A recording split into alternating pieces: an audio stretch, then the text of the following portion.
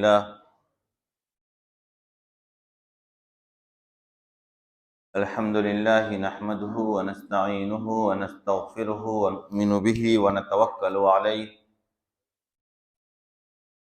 ونعوذ بالله من شرور أنفسنا ومن سيئات أعمالنا من يهده الله فلا مضل له ومن يضلله فلا هادي له ونشهد أن لا إله إلا الله وحده لا شريك له ونشهد أن سيدنا ومولانا محمدا عبده ورسوله قال الله تبارك وتعالى يا أيها الذين آمنوا لا تبطلوا صدقاتكم بالمن والأذى وقال الله تبارك وتعالى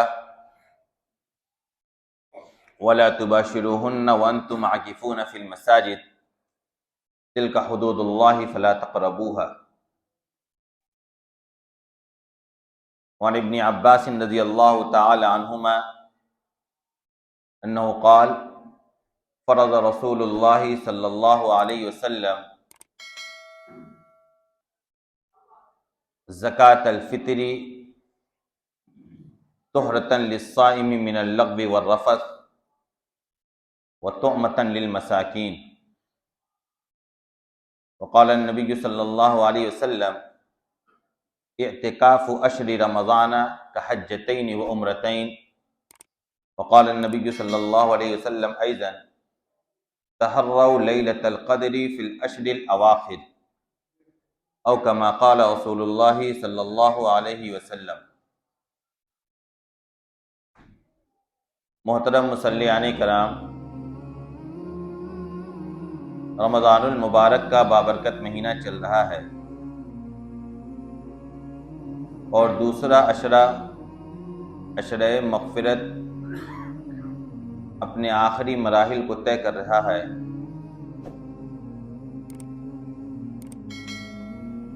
رمضان المبارک کے مہینے میں جہاں ایک طرف اللہ تبارک و تعالیٰ کی طرف سے ہم پر اور آپ پر رحمتوں، نعمتوں اور اللہ کے فضل کی بارش ہوتی ہے، وہیں دوسری طرف اللہ تبارک و تعالیٰ نے اس مہینے میں بندوں کو اپنے سے قریب کرنے کے لیے چند عبادتوں کو بھی مقرر فرمایا ہے کہ یہ عبادت تم اس مہینے میں انجام دو تو میرا قرب تمہیں حاصل ہوگا، تقویٰ کی نعمت سے تم مالا مال کیے جاؤ۔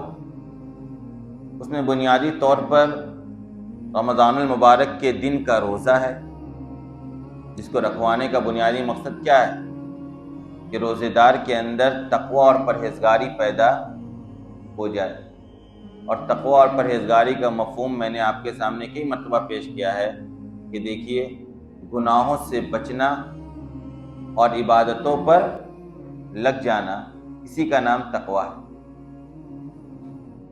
اپنے آپ کو عبادتوں میں لگا دیا جائے، اللہ کی طاعت کے سامنے جھکنے کا مزاج بنا دیا جائے، اللہ کے حکم کے سامنے سر تسلیم خم کر دیا جائے۔ اللہ نے جو باتیں، جو احکامات دے دیے، وہ عقل میں آئے یا نہ آئے، سمجھ میں آئے یا نہ آئے، مزاج میں پھٹ بیٹھے یا نہ بیٹھے، اس کو قبول کرنے کے لیے تیار ہو جائے، اسی کا نام کیا ہے؟ تقویٰ ہے۔ اور گناہ چاہے کتنا ہی خوبصورت معلوم ہو، کتنا ہی بہترین معلوم ہو، جتنا بھی جی چاہے اور مچلے اس گناہ کو کرنے کا اور انجام دینے کا، اس سے انسان بچ جائے، اسی کا نام کیا ہے؟ تقویٰ۔ رمضان المبارک کے روزے کو فرض اسی لیے کیا گیا تاکہ ہم اور آپ متقی اور پرہیزگار بنیں، اور متقی اور پرہیزگار تب بنیں گے جب ہم ہر چیز سے پہلے اللہ اس کے رسول کے احکام کو رکھیں گے، اللہ اس کے رسول کی باتوں کو، اللہ اس کے رسول کے احکامات کو، اللہ اس کے رسول کی طاعت کو، اللہ اس کے رسول کے طریقے کو، اللہ اس کے رسول کے قانون کو جب ہر چیز سے پہلے ہم رکھیں گے تب ہم متقی اور پرہیزگار بنیں گے۔ ہم اپنے مزاج کے مطابق زندگی گزاریں گے، اپنی خواہشات کے مطابق عمل کریں گے، ہمیں جو بات سمجھ میں آئے گی وہ مانیں گے، جو سمجھ میں نہیں آئے گی وہ نہیں مانیں گے۔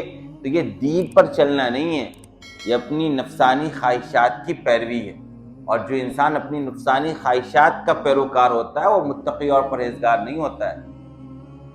تقوی ظاہری حلیے کا نام نہیں ہے، بات سمجھ میں آ رہی ہے؟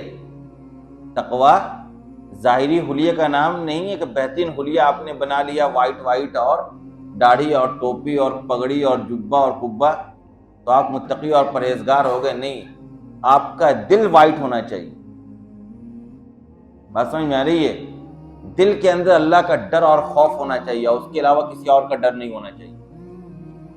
ہم اور آپ جو دیگر کاموں میں لگتے ہیں نا، اللہ اس کے رسول کے احکامات کی دھجیاں اڑاتے ہیں، وہ دوسروں کے ڈر سے، کبھی سماج کے ڈر سے، کبھی معاشرے کے ڈر سے، کبھی کسی اور کے ڈر سے ہم وہ کام کر رہے ہوتے ہیں۔ اس کی وجہ یہ ہوتی ہے کہ ہمارے دل کے اندر اللہ اس کے رسول کے ڈر کی کمی ہوتی ہے۔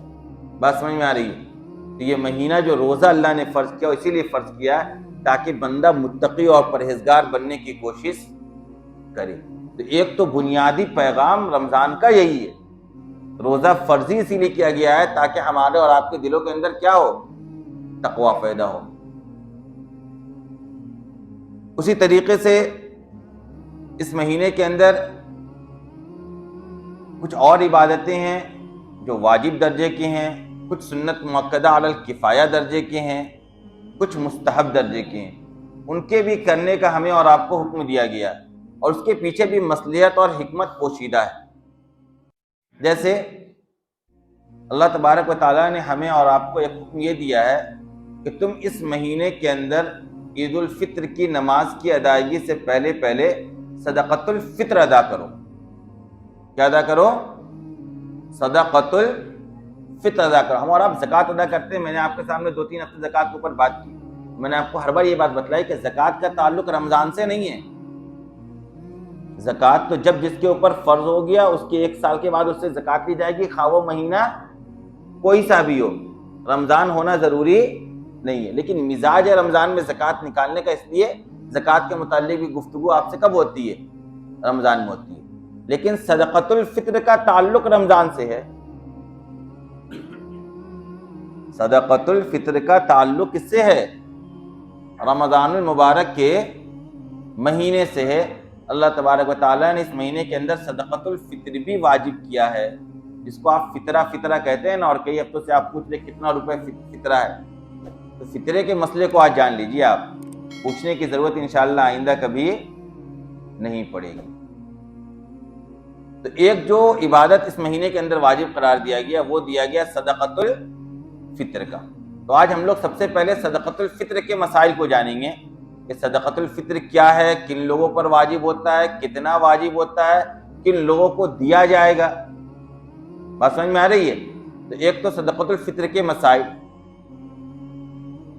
دوسرا مسئلہ کیا ہے؟ وہ یہ ہے کہ اسی آخری عشرے کے اندر 2 مسئلہ اور کھڑا ہوتا ہے۔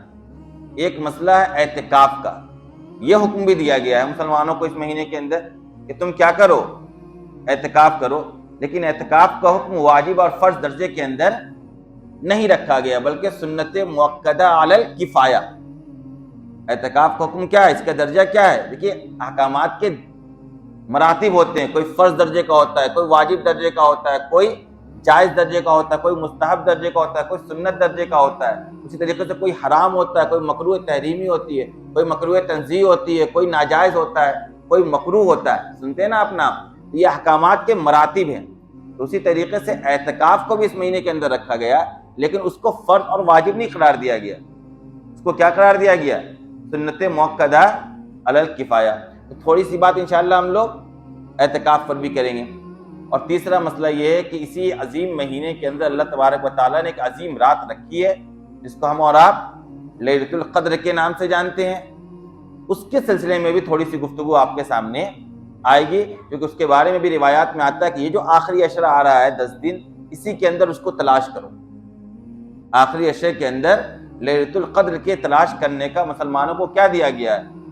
حکم دیا گیا ہے۔ تو یہ 2-3 حکم ہوئے جس کا تعلق کس سے ہے؟ رمضان المبارک کے مہینے سے۔ اس لیے آج ہم لوگ ان تینوں مسئلے کے اوپر گفتگو کریں گے۔ پہلا مسئلہ صدقۃ الفطر۔ صدقۃ الفطر ہے کیا، پہلے وہ جان لیجئے۔ دیکھیے اللہ تبارک و تعالیٰ نے کہا کہ دیکھو تمہیں رمضان المبارک کے مہینے میں صبح صادق کے طلوع ہونے سے لے کر غروب آفتاب تک بھوکا پیاسا رہنا ہے، اپنی بیوی سے دور رہنا ہے۔ ہم اور آپ یہ کام عام طور پہ کرتے ہیں روزے کی حالت میں، اپنے روزے کو بچانے کے لیے ہم کھاتے نہیں ہیں، پیتے نہیں ہیں، اپنی بیویوں سے کیا رہتے ہیں، دور رہتے ہیں۔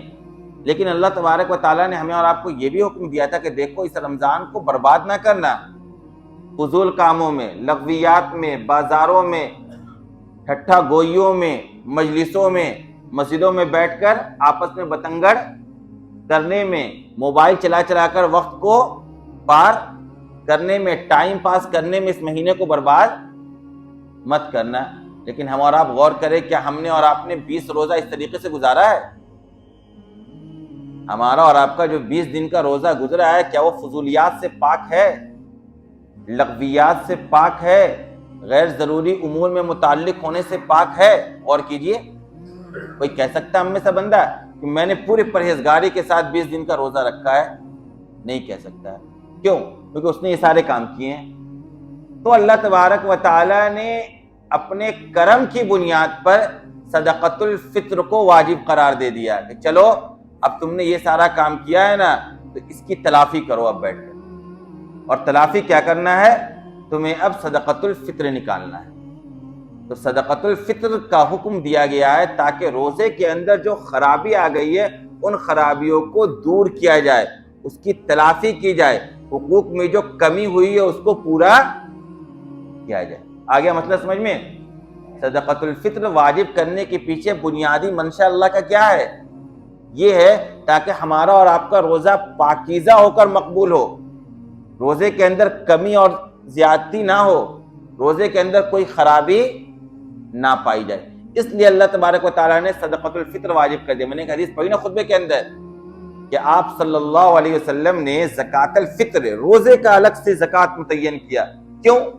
تاکہ طہرۃ للصائم من اللغو والرفث، تاکہ یہ زکوٰۃ اس کے روزے کو لغویات سے اور گناہ کے کاموں سے پاک صاف کر دے۔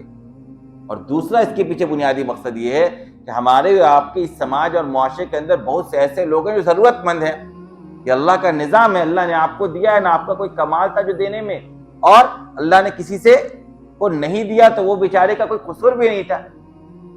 دولت کی تقسیم کا اللہ کا اپنا ایک نظام ہے، اللہ اس کے پیچھے کیا حکمت اور مصلحت پوشیدہ رکھتا ہے اللہ بہتر جانتا ہے۔ اللہ جس کے لیے چاہتا ہے یرزق من یشاء بغیر حساب، جس کو چاہتا ہے بے حساب دیتا ہے، اور جس کے لیے چاہتا ہے تنگ کر دیتا ہے روزی۔ انسان کو کبھی کبھی آزمانے کے لیے اللہ کیا کرتا ہے؟ فقدر علیہ رزقہ، اس کا رزق اس کے اوپر تنگ کر دیتا ہے۔ یہ اللہ کا اپنا کیا ہے؟ امتحان اور آزمائش ہے۔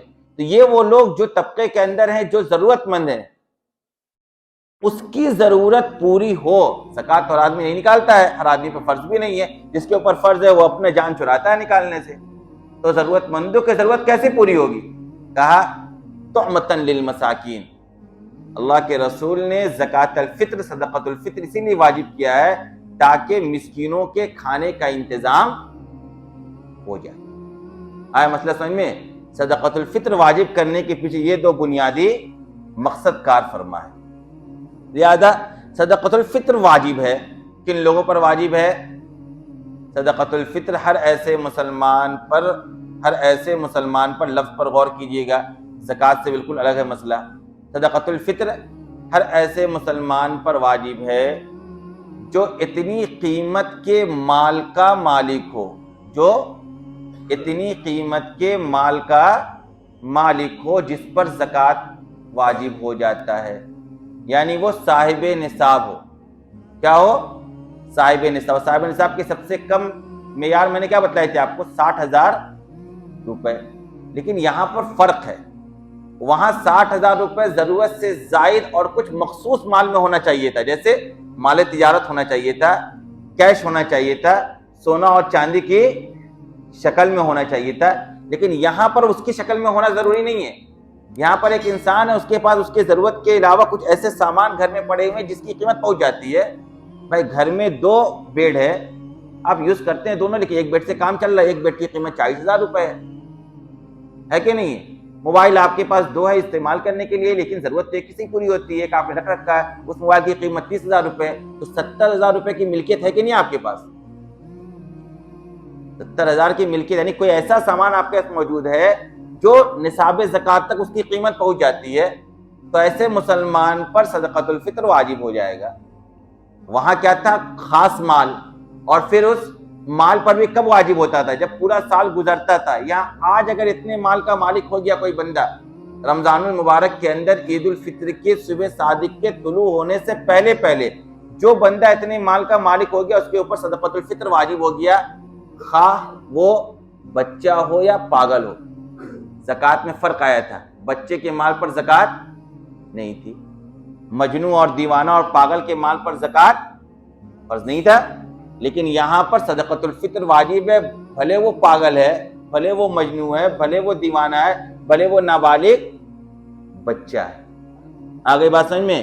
تو صدقۃ الفطر واجب ہے ہر ایسے مسلمان پر، خواہ وہ بالغ ہو یا نابالغ ہو، عقل مند ہو یا پاگل ہو، عورت ہو یا مرد ہو، ہندوستان کا رہنے والا ہو یا سعودی عرب کا رہنے والا ہو، اگر اس کے پاس اتنا مال ہے جس کی قیمت زکوٰۃ کے نصاب کو پہنچ جاتی ہے، تو اس کے اوپر صدقۃ الفطر واجب ہو جائے گا۔ اب کتنا واجب ہوتا ہے؟ یہ واجب ہوتا ہے، شریعت نے ایک وزن بتلایا ہے، وزن ہے سا کے اعتبار سے، وہ آج کل چلتا نہیں، آج کل چلتا کیا ہے؟ کلو اور گرام۔ تو کلو اور گرام کے حساب سے جو وزن بیٹھتا ہے، جتنا آپ کو صدقۃ الفطر نکالنا ہے، وہ گیہوں کے اعتبار سے 1 کلو 612 گرام بیٹھتا ہے، اور شریعت نے 3-4 چیزوں کا اور تذکرہ کیا ہے، جو کا، پنیر کا، کھجور کا اور کشمش کا، اس کے اعتبار سے 3 کلو 24 گرام، 6 کلو 3 کلو 24 گرام، ادھر 1 کلو 612 گرام، اس کا ڈبل کر دیجئے کتنا ہو گیا؟ 16 دونی 32، 3 کلو 200 اور 24، 3 کلو 24 گرام کتنا بیٹھتا ہے؟ وزن بیٹھتا ہے کشمش کا، جو کا اور کھجور اور پنیر کا۔ یعنی اتنا یا تو آپ کھجور نکالیے 3.25 کلو، یا کشمش دیجئے، یا جو دیجئے، یا پنیر دیجئے، یا اس کی جو قیمت بنتی ہے وہ نکالیے آپ، یا یہ کہ آپ 1.25 کلو جو گیہوں کا وزن ہے وہ نکال کر دیجئے، یا اس کی جو قیمت بنتی ہے مارکیٹ میں وہ دیجئے، اور جہاں دے رہے وہاں کا جو بازاری بھاؤ ہے اس کے اعتبار سے دینا ہوگا۔ آپ سعودی عرب میں رہتے ہیں، وہاں 2.25 کلو گیہوں کی قیمت 1500 روپے، تو 1500 روپے دینا ہوگا۔ دھنباد میں رہتے ہیں، یہاں 60-62 روپے، تو آپ کو 60-62 روپے دینا ہوگا۔ بات سمجھ میں آ رہی ہے؟ آپ کرناٹک وغیرہ میں رہتے ہیں، وہاں 54-55 روپے، 54-55 روپے دینا ہوگا۔ یو پی کے کسی علاقے میں چل رہی ہے 70 سے 75 روپے اس کا ریٹ ہے، تو 70-75 روپے آپ کو صدقۃ الفطر کی شکل میں ادا کرنا ہوگا۔ یہ واجب ہوتا ہے، یہ واجب ہوتا ہے آپ کے اوپر تو ہوتا ہی ہے، آپ کے جو نابالغ بچے ہیں نا آپ کے ماتحت، ان پر بھی واجب ہوتا ہے، اور اگر ان کے پاس مال ہے تو دے دیں، ورنہ باپ خود اپنے مال میں سے نکال کے دے گا۔ نابالغ اولاد کے پاس اگر مال ہے تو اس کے مال میں سے دے دیجیے آپ، اور نہیں تو خود باپ نکال کر اپنے مال میں سے کیا دے گا؟ اپنے نابالغ بیٹے اور بیٹی کی طرف سے بھی وہ زکوٰۃ الفطر یعنی صدقۃ الفطر ادا کرے گا۔ سمجھ میں آ گیا مسئلہ؟ اب اس کی قیمت کیا ہے میں نے بتا دیا آپ کو کہ یہاں 60-62 روپے تو چل رہا اس کے حساب سے، کس کے اعتبار سے؟ گیہوں کے اعتبار سے، لیکن جو کشمش اور پنیر اور کھجور کے اعتبار سے ریٹ بڑھ جاتا ہے۔ جو کے اعتبار سے 152-54 روپے ہو جاتا ہے، کشمش اور کھجور اور پنیر کے حساب سے 1000 روپے پار ہے، کسی کا 1132 ہے، کسی کا 1152 ہے، کسی کا 1150 روپے ہے۔ سمجھ گئے؟ یہ ریٹ آپ کسی بھی دکاندار سے جا کر معلوم کر سکتے ہیں، جو بازاری بھاؤ ہے، ہول سیل ریٹ نہیں، اور اس کے اعتبار سے آپ کو صدقۃ الفطر ادا کرنا ہے۔ اب ہوتا کیا، ہم میں کہ ہر بندہ 60 روپے ادا کر کے فری ہو جاتا ہے۔ ہم میں کہ ہر بندہ کیا کرتا ہے؟ 60 روپے ادا کرتا ہے، اور وہ سمجھتا ہے کہ میری ذمہ داری ادا ہو گئی۔ حالانکہ میں آپ کو بتاتا ہوں آج کے وقت میں 60 روپے کی کیا حیثیت ہے، آپ ہم سے بہتر جانتے ہیں۔ بتائیے آپ، اب ایک آدمی کی آمدنی ہے 1,00,000 روپے، 2,00,000 روپے، 4,00,000 روپے، 5,00,000 روپے، آج کل تو کروڑ روپے لوگ کما رہے بھائی مہینے میں۔ اللہ نے اتنی فراوانی دے دی ہے، مال و دولت کی وسعت ہے کہ کروڑ روپے لوگ کما رہے ہیں۔ اب وہ بھی صدقۃ الفطر کتنا نکال رہا ہے؟ 60 روپے.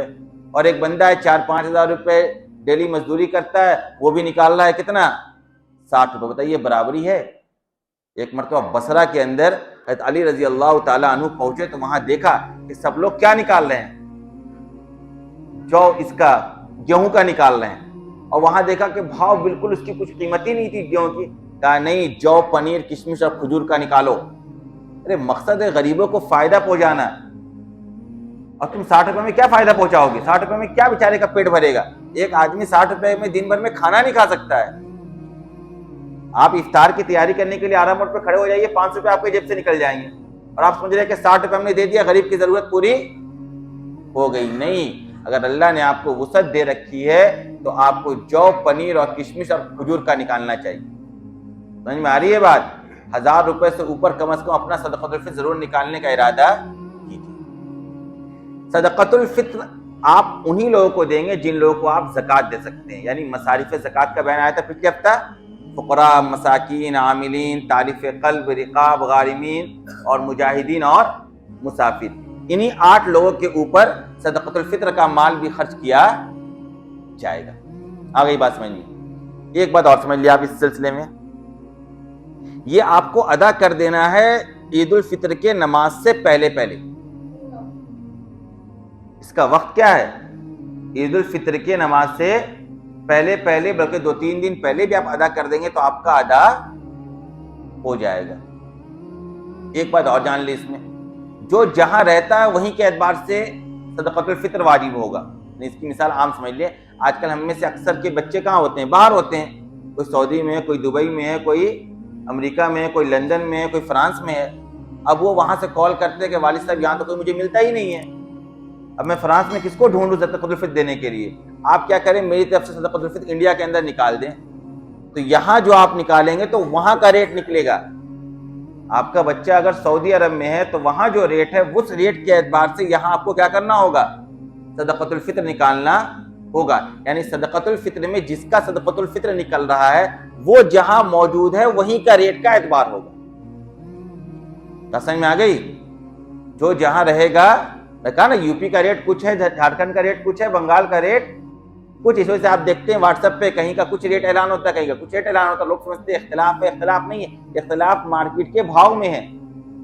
اختلاف اس مفتی کے مسئلہ بتانے میں نہیں ہے، اس لیٹر پیڈ کا اختلاف نہیں ہے. اختلاف ہے کہ جہاں کا لیٹر پیڈ جاری ہوا ہے اس علاقے میں اس کا ریٹ کیا ہے، اتنا ہی ہے، اور اتنی شریعت واجب کرتی ہے. اس لیے وہ کہتے ہیں کہ اتنی صدقۃ الفطر ہم اور آپ نکالیں.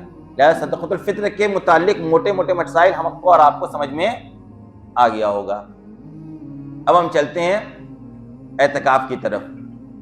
میں نے کیا کہا آپ کو، اس مہینے کے اندر ایک عبادت رکھی گئی ہے اعتکاف کی. اعتکاف کیا ہے؟ اعتکاف یہ ہے کہ 20 رمضان کو شام سے، یعنی مغرب کے پہلے پہلے، یعنی 21 تاریخ شروع ہونے سے پہلے پہلے سے لے کر مسجد میں اعتکاف کی نیت سے ٹھہرنا. کب تک؟ عید الفطر کے چاند کے دکھنے تک. خواہ وہ چاند 29 تاریخ کو دکھ جائے یا 30 تاریخ کو دکھ جائے، اتنے دیر تک، یعنی اتنے دنوں تک مسجد کے اندر قیام کرنے کا نام کیا ہے؟ اعتکاف ہے. اور یہ آخری عشرے کا اعتکاف سنت مؤکدہ علی الکفایہ ہے. سنت مؤکدہ علی الکفایہ کا مطلب یہ ہوتا ہے، یہ واجب درجے کا ہوتا ہے. اس کا مطلب یہ ہوتا ہے کہ جس محلے میں مسجد موجود ہے اور اس مسجد کے اندر 5 وقتہ نماز باجماعت ادا کی جاتی ہے، اس مسجد کے اندر کوئی نہ کوئی ایک آدمی ضرور بیٹھے. اگر ایک آدمی بھی مسجد کے اندر اعتکاف کے اندر نہیں بیٹھتا ہے تو پورے محلے اور بستی والے کے اوپر اس کا وبال اور گناہ ہوتا ہے. اور اگر 2-4 لوگ بیٹھ گئے، ایک آدمی بھی بیٹھ گیا، تو سب کے طرف سے یہ کافی ہو جاتا ہے. کفایہ، جیسے نا نماز جنازہ کیا ہے؟ کفایہ ہے، فرض علی الکفایہ. چند لوگ نماز جنازہ پڑھ لیں گے تو پورے محلے کو ثواب مل جائے گا. اور کوئی بھی شریک نہیں ہوا جنازے میں، یا اتنے لوگ شریک نہیں ہوئے جتنے لوگوں کے جنازے کی تدفین تجہیز میں ضرورت ہے، تو پورا محلہ گناہگار ہوگا. وہی معاملہ ہے اعتکاف کا. بات سمجھ میں آئی؟ تو یہ بھی ایک واجب درجے کا حکم ہے. اس کی بہت سی فضیلتیں ہیں. ایک فضیلت میں نے حدیث پڑھی ابھی خطبے کے اندر کہ رمضان کے آخری عشرے کا اعتکاف کرنے پر 2 حج اور 2 عمرے کا ثواب ملتا ہے. کتنے ثواب ملتا ہے؟ 2 حج اور 2 عمرے کا. انسان کو دنیا کا تھوڑا سا فائدہ معلوم ہو جائے دور دراز کا سفر کرتا ہے. ایک صاحب مجھے واقعہ سناتے ہیں کہ جس زمانے میں ان کو پڑھنے جانا تھا, ان کو پتہ چلا ایک صاحب کے پاس کنسیشن ہے ٹرین کا, تو اس وقت کرایہ تھا دھنباد سے لے کے سہارنپور کا 11 روپے, اور اس کنسیشن پہ لگتا تھا 6 روپے. جن صاحب سے کنسیشن لینا تھا وہ یہاں سے 300 کلومیٹر دور تھے. کہا میں نے 300 کلومیٹر کا سفر کیا ان سے کنسیشن حاصل کرنے کے لیے, تاکہ 5 روپے میں کرایہ کے اندر کیا کر لوں, بچا لوں. یعنی 11 روپے کی جگہ 6 روپے کرایہ لگے, اس کے لیے تھوڑے سے فائدہ حاصل کرنے کے لیے کتنے دور کا سفر کیا انہوں نے, 300 کلومیٹر کا الگ سفر کیا, اس پہ بھی 1-2 روپے خرچ ہوئے ہوں گے اس زمانے میں. کیا ملا؟ تو تھوڑا دنیا کا فائدہ معلوم ہو جائے. آپ اور ہم دن بھر بازار میں کھڑے رہتے ہیں, تو اللہ نے اتنا بڑا فائدہ بتایا ہمیں اور آپ کو کہ 2 حج اور 2 عمرے کرنے کا تمہیں ثواب ملے گا. اس کے علاوہ معتکف کے بارے میں آتا ہے کہ وہ مکمل وقت عبادت میں ہے. یعنی معتکف ہم اور آپ گھر میں جب نماز پڑھیں گے تب نہ نماز پڑھنے کا ثواب ملے گا, قرآن کی تلاوت کریں گے تب قرآن کی تلاوت کا ثواب ملے گا, ذکر کریں گے درود پڑھیں گے تب اس کا ثواب ملے گا. معتکف مسجد میں سو رہا ہے تب بھی عبادت کا ثواب, مسجد میں ٹہل رہا ہے تب بھی عبادت کا ثواب, مسجد میں کھا پی رہا ہے تب بھی عبادت کا ثواب. یعنی مسجد میں اس کا صرف ٹھہرنا ہی کار خیر ہے. اس کے نام اعمال میں نیکیوں کی بڑھوتری ہونی شروع ہو جاتی ہے, اور جن بھی نیک عمل سے وہ رکتا ہے مسجد میں ہونے کی وجہ سے, جو باہر کیا جا رہا ہے, ان تمام نیکیوں کا ثواب معتکف کو ملتا ہے. لہذا مسجدوں میں آخری عشرے میں اعتکاف کرنے کا ماحول بنانا چاہیے. اس کے پیچھے مقصد ہے, اللہ نے اعتکاف یوں ہی نہیں کر رکھا ہے.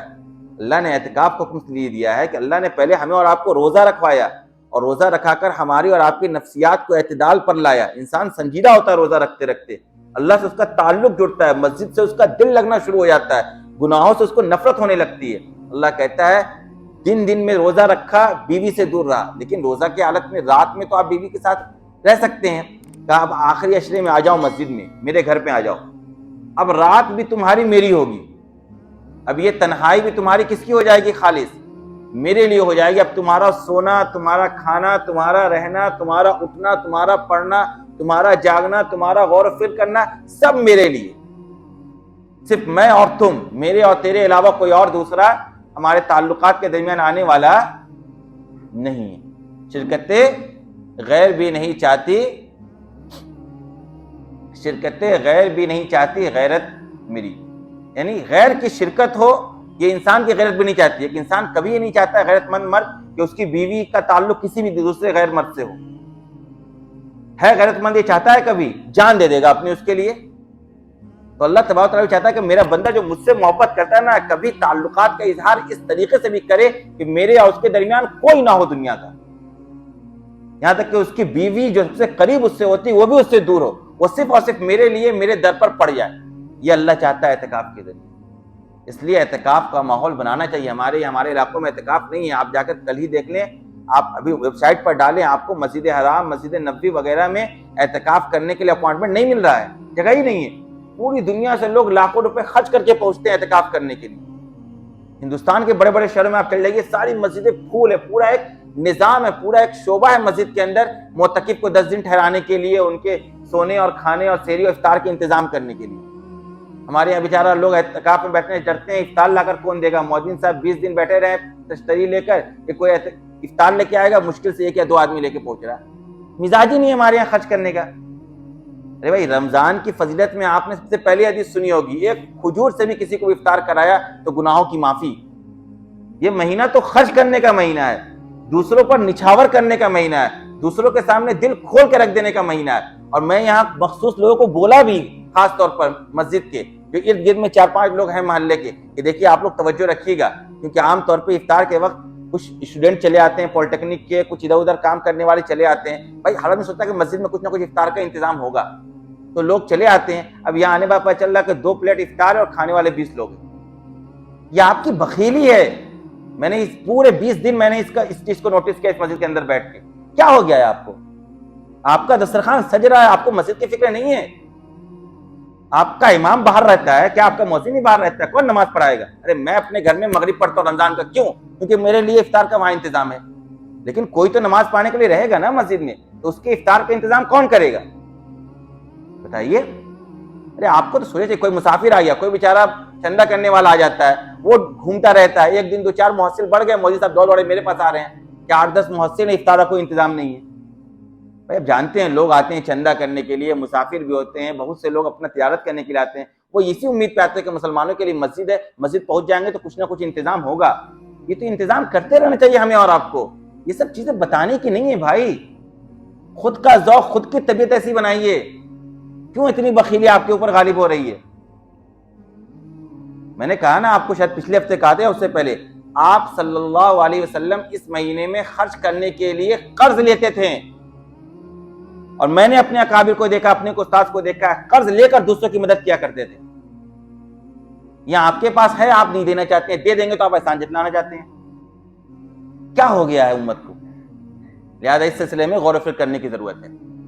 تیسری بات, لیلۃ القدر. دیکھیے ہمارے یہاں شب برات میں پورا رات آپ جگہ کرتے ہیں, لیکن لیلۃ القدر کی اہمیت نہیں ہے. لیلۃ القدر کی فضیلت کے سلسلے میں پوری ایک سورت قرآن کریم میں نازل ہوئی ہے, انا انزلناہ فی لیلۃ القدر وما ادراک ما لیلۃ القدر لیلۃ القدر خیر من الف شہر. 1000 مہینوں سے بہتر اس رات کو بنایا گیا ہے, اور اس رات کے اندر فرشتے اترتے ہیں, جبرائیل امین اترتے ہیں, انسانوں کے خیر کے معاملے کے فیصلے ہوتے ہیں. جبرائیل امین دیکھتے ہیں کون عبادت کر رہا ہے, اس کے لیے رحمت کی دعائیں کرتے ہیں. جبرائیل امین اس کے لیے سلام کرتے ہیں. آپ کو کوئی ایم ایل اے اور ایم پی صاحب سلام بھیج دیں گے تو آپ پھولے نہیں سمائیں گے, چاہے مجلس میں تذکرہ کرتے پھریں گے کہ آج مجھے فلاں صاحب نے سلام کیا ہے. اور جبرائیل امین آ رہے ہیں سلام کرنے کے لیے, ہم اور آپ بازار کے اندر ہیں. تحروا لیلۃ القدر فی العشر الاواخر. آپ صلی اللہ علیہ وسلم نے ارشاد فرمایا کہ رمضان کے آخری عشرے کے اندر لیلۃ القدر کو تلاش کرو. یہ 1000 مہینوں سے بہتر رات ہے, اس کی قدر کرو, عبادت کرو, جاگو. آپ صلی اللہ علیہ وسلم جب آخری عشرہ آتا تھا تو خود بھی جاگتے تھے, پورے گھر والوں کو جگاتے تھے. یعنی جب آدمی کسی کام, یعنی حدیث میں جو لفظ آیا نا اس کا مفہوم, جب آدمی کوئی اہم کام ہوتا ہے تو کیا کرتا ہے, اپنے پیٹ کے اندر دوپٹہ یا کوئی چادر یا رومال اس کو باندھ لیتا ہے کہ اب میں سارا کام سنبھالوں گا. ایسی کیفیت آپ کی ہوتی تھی کہ اب بالکل لگ جانا عبادت کے اندر, اللہ کو منع کریے, اب واپس آنا ہے, اپنے گناہوں کی معافی کروا کے ہی بس لینی ہے, اب اللہ کے در پہ پڑ جانا ہے, ہر حال میں اللہ کو راضی کرنے کے لیے کھڑا ہو جانا ہے. یہ کیفیت ہوتی تھی آپ صلی اللہ علیہ وسلم کی. ہمارا آپ صلی اللہ علیہ وسلم کا نام لیوا ہے, ہماری زندگی کے اندر کوئی نمونہ نہیں ملتا ہے. ہمیں ان چیزوں پر غور کرنے کی ضرورت ہے. لہذا لیلۃ القدر کی بھی اہمیت کیجیے. یہ آخری عشرہ ہے, حدیث میں بہت طرح کے الفاظ آئے ہیں, 21, 23, 25, 27 بھی, 22, 24, 26, 28 بھی, 30 بھی. یعنی پورا یہ 10 دن ایسا ہے کہ ہر رات کو غنیمت جانیے, اور جو توفیق و عبادت کیجیے, جو توفیق و صدقہ نکالیے, جو توفیق و اللہ کے سامنے آنسو بہائیے. سو کر مت گزاری پورے سال, پھر آپ سوئیے گا, آپ تو فجر میں بھی نہیں آئیے گا. ہم لوگ 24 گھنٹے مسجد میں, ہم سب دیکھتے ہیں کیا ہوتا ہے نہیں ہوتا ہے, سب چیز نوٹس کرتے ہیں, کون کب آ رہا ہے کب جا رہا ہے, کتنے لوگ کب رمضان میں کیا کیا ہوتا ہے اور رمضان کے بعد کیا ہوتا ہے, سب ہماری نگاہوں کے سامنے ہے. لہذا مسجدوں کو آباد کیجیے, آخری عشرے کی قدر کو جانیے, اللہ سے اپنے گناہوں کی معافی کے لیے تیار کھڑے ہو جائیے. اللہ کل پکڑنے پر آئے گا نا, کوئی نہیں بچائے گا. ڈریے اس خدا سے جس نے ہمیں اور آپ کو پیدا کیا ہے, اس کی وہ رحمت ہے, اس کا یہ فضل ہے کہ اس نے ایسا مہینہ دیا ہمیں اور آپ کو, اس نے لیلۃ القدر بنایا ہمارے اور آپ کے لیے, اس نے اعتکاف کا حکم دیا, اس نے صدقۃ الفطر کا حکم دیا تاکہ تمہارے گناہ معاف ہو جائیں. تم میرے پاس آؤ اس حالت میں کہ تمہاری مغفرت اور بخشش ہو چکی ہو, قبر تمہارے لیے جنت بنے, جہنم نہ بنے. یہ مقصد ہے اللہ کا. اللہ اپنے بندوں سے جتنا محبت کرتا ہے کوئی نہیں کرتا ہے, اور یہ محبت کا تقاضا ہے کہ اس طرح کی باتیں بتلائی جا رہی ہیں. محبت کا تقاضا ہے کہ بتلایا جا رہا ہے یہ کر لو, یہ کر لو, یہ کر لو, یہ کرو میں معاف کر دوں گا, یہ کرو میں معاف کر دوں گا, یہ کرو میں معاف کر دوں گا. ورنہ ایک کھجور پر کون کس کو معاف کرتا ہے بھائی؟ آپ لاکھوں دے دیجئے, لوگ آپ کے پیٹ پیچھے برائی کریں گے آپ کے بیٹھ کر. ایک ایک کھجور پر گناہوں کی معافی کا اعلان کیوں کیا گیا ہے؟ کیونکہ اللہ کو ہم سے اور آپ سے محبت ہے, تو ہمیں بھی اور آپ کو بھی اس محبت کا حق ادا کرنا ہوگا. جب کسی سے محبت ہوتی ہے تو انسان ہر طرح کی قربانی دینے کو تیار رہتا ہے. ہم کیوں نہیں دینے کو تیار ہوتے اللہ اس کے رسول کے لیے ہر طرح کی قربانی؟ یہ جذبہ اپنے اندر پیدا کیجیے, یہ غنیمت جانیے اس مہینے کو. کھیل اور تماشا نہیں ہے زندگی, جیسا چاہے آپ گزار لیے, ہر حرکت کی کل خبر ہوگی. قرآن اگر آپ سمجھ رہے ہوتے ہیں نا, تو تراویح کے اندر جو قرآن سنایا جاتا ہے نا, وہ اس لیے سنایا جاتا ہے تاکہ آپ کو کا استحضار ہو قرآن کیا کہہ رہا ہے. قرآن کہہ رہا ہے نا, لا یغادر صغیرۃ ولا کبیرۃ الا احصاها, کہ کوئی چھوٹا سے چھوٹا بھی کام جو اس دنیا کے اندر آپ نے کیا ہوگا، دنیا کے جس غار کے اندر بھی چھپ کر کیا ہوگا، وہ بھی کل آپ کو آپ کے نامہ اعمال کے اندر ہائی لائٹ دکھ جائے گا۔ کوئی حرکت ہمارے اور آپ کی چھپی نہیں ہے، ہر وقت 2 فرشتہ لگا ہوا ہے، ریکارڈ کر رہا ہے ہر کام، ہر سوچ، ہر بات، چاہے آپ پیٹ پیچھے بول رہے ہو، گھر میں بیٹھ کر بول رہے ہو، مجلس میں بیٹھ کر بول رہے ہو، پہاڑ کے اندر گھس کر بول رہے ہو، جنگل کے بیابان میں کھڑے ہو کر بول رہے ہو، سب بات آپ کی اور ہماری نقل کی جا رہی ہے اور محفوظ کی جا رہی ہے، اور سب کا حساب لیا جائے گا ہم سے اور آپ سے۔ کیا ہم آپ حساب دینے کی پوزیشن میں ہیں؟ کبھی غور کیا اپنے اعمال میں؟ ہم نے کبھی اپنے عمل میں دیکھا ہے، اپنے گریبان میں جھانکا ہے کہ ہمارا عمل کیسا ہے؟ کیا ہم حساب دینے کی پوزیشن میں ہیں اللہ کے سامنے؟ نام آپ تو سب ساری حدیثیں آپ نے سن رکھی ہے، آج موبائل کا دور ہے، بڑے بڑے علماء کا بیان آپ کے سامنے موجود ہے، قدم نہیں بڑھے گا لوگوں کا، اللہ اتنا جلال میں ہوگا کل قیامت کے دن، حساب و کتاب کیسے شروع ہو، پوری حدیث لمبی ہے۔ لوگ آدم کے پاس جائیں گے، آدم انکار کر دیں گے، میں نہیں سفارش کرتا، ابراہیم کے پاس جائیں گے، وہ انکار کر دیں گے، تمام انبیاء کے پاس لوگ جائیں گے، کہہ دیں گے نہیں بھائی مجھ سے نہیں ہوگا، میں نے یہ کام کر دیا تھا دنیا کے اندر کہ اس کی وجہ سے اللہ میری پکڑ نہ کر لے۔ لوگ بھاگے بھاگے آپ صلی اللہ علیہ وسلم کے پاس جائیں گے، آپ سجدے کرنے پڑے ہوں گے، تب آپ کہیں کہ ہاں بھائی، تب آپ کی سفارش سے حساب و کتاب شروع ہوگا۔ اللہ کا جلال، اللہ کا غصہ، اللہ کے غضب سے ہمیں اور آپ کو ڈرنا چاہیے۔ جب اللہ کا ڈر اور خوف پیدا ہوگا، دنیا کی کوئی طاقت آپ کی بال بکا نہیں کر سکتی ہے، نیک اعمال کرنے میں کوئی کام آپ کے رکاوٹ نہیں بن سکتی ہے۔ دنیا کی حیثیت کیا ہے؟ اگر اس دنیا کی حیثیت اللہ کی نگاہ میں مکھی کے پر کے برابر بھی ہوتی تو کافروں کو ایک دانہ اللہ روزی نہیں دیتا۔ کوئی حیثیت ہے اس دنیا کی؟ مکھی کے پر کے برابر بھی اس دنیا کی حیثیت نہیں ہے، مکڑی کے جالے کے برابر اس دنیا کی حیثیت نہیں ہے۔ اس دنیا کے لیے ہم اپنے اللہ اس کے رسول کو ناراض کر رہے ہیں اور خوش ہیں۔ ہمیں اور آپ کو ان موضوعات پر بھی غور کرنا چاہیے۔ ان سب موضوعات میں عام طور پہ بات نہیں کرتا ہوں، جذباتی گفتگو کرنا میرا مزاج نہیں ہے، میں مسئلے مسائل پہ زیادہ بات کرتا ہوں تاکہ کچھ سیکھیے ہم اور آپ۔ لیکن کبھی کبھی ماحول ایسا بن جاتا ہے کہ جذبات میں آنا پڑتا ہے، اور آپ کو لگتا ہے کہ غصہ دکھا رہے ہیں، میں غصہ نہیں دکھاتا ہوں، وہ میرا جذبات اور درد ہوتا ہے جو میں بیان کرتا ہوں۔ مجھے آپ سے کیا مطلب ہے غصہ کر کے؟ میں آپ سے غصہ کر کے کیا کر لوں گا؟ آپ سے میری رشتہ داری نبھانی ہے مجھے کیا؟ آج میں ہوں کل نہیں رہوں گا، آج آپ ہیں کل آپ نہیں رہیں گے۔ یہ مسجد خدا کا گھر ہے، دنیا کتنے آئے کتنے گئے، کتنے 30 مار خان رہے، وہ سمجھتے تھے کہ میرے بنا دنیا چلے گی ہی نہیں، وہ کہاں گئے پتہ بھی نہیں ہے، دنیا کہاں سے کہاں پہنچ گئی۔ کوئی چیز مستقل نہیں ہے دنیا کے اندر، ہر چیز کو ختم ہونا ہے۔ وَيَبْقَى وَجْهُ رَبِّكَ ذُو الْجَلَالِ وَالْإِكْرَامِ، صرف اللہ تبارک و تعالیٰ کی ذات اس دنیا کے اندر باقی رہنے والی ہے۔